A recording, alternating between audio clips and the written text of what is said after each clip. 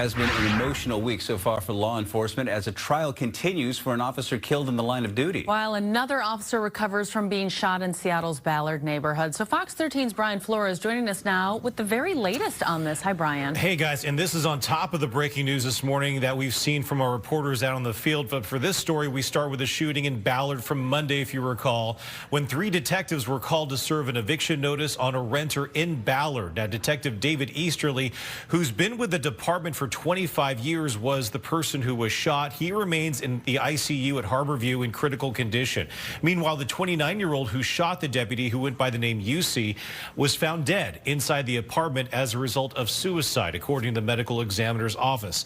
This case, however, brings up the process that leads to an eviction. The Washington Rental Housing Association telling Fox 13 that what happened in this situation is considered extreme because of how many steps there are before deputies actually show up. Going through the courts to evict a tenant is expensive, so landlords usually don't go that route. If it does go to court, a tenant is given an attorney at no cost. It's only after this process plays out that law enforcement gets involved. Meanwhile, the high-profile trial for the man accused of killing Everett police officer Dan Rocha last March continues this morning as well. Yesterday in court, we heard from the first officers on scene. One officer gave Rocha CPR even after being told he had lost his life. You know, I could keep his heart beating and his family could see him one more time by me doing CPR, if that's all that was. That's kind of where my mind was. So I took his vest, undid his vest, and just started doing CPR.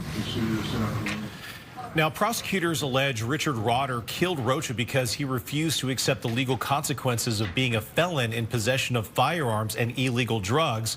But Rotter's defense says they plan to show that mental illness and substance abuse prevented him from premeditating his actions. We'll continue to follow this story as the trial continues. And lastly here, Tukwila police officer injured in a crash has been treated and released from the hospital.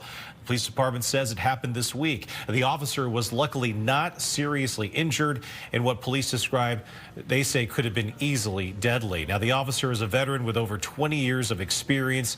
We're told he will spend the next few days at home resting before returning to duty. In the newsroom, Brian Flores, Fox 13 News.